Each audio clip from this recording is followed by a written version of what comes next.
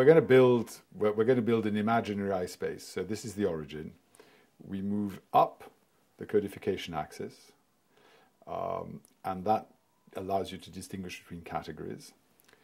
As you do that, you move towards greater abstraction along this axis, and that allows you to reduce the number of categories you need to invoke in order to apprehend phenomena.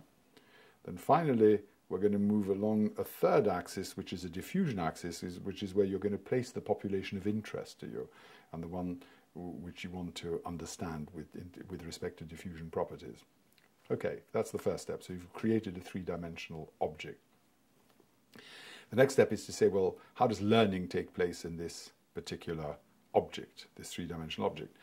So it's the same thing. You start off with something that's relatively fuzzy. You might have some intuition, some ideas. You're going to gradually articulate them.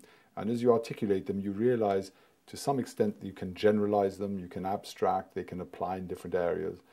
As you move up here, now that becomes diffusible because it's structured, so it moves along the diffusion dimension.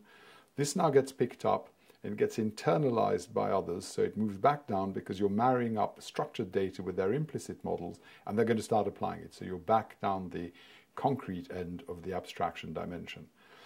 When that happens, you're in a situation where everybody's now sharing the same data, but some people gain new insights. In other words, their models of the world may be idiosyncratic, and they move back towards the origin where this insight is no longer diffused.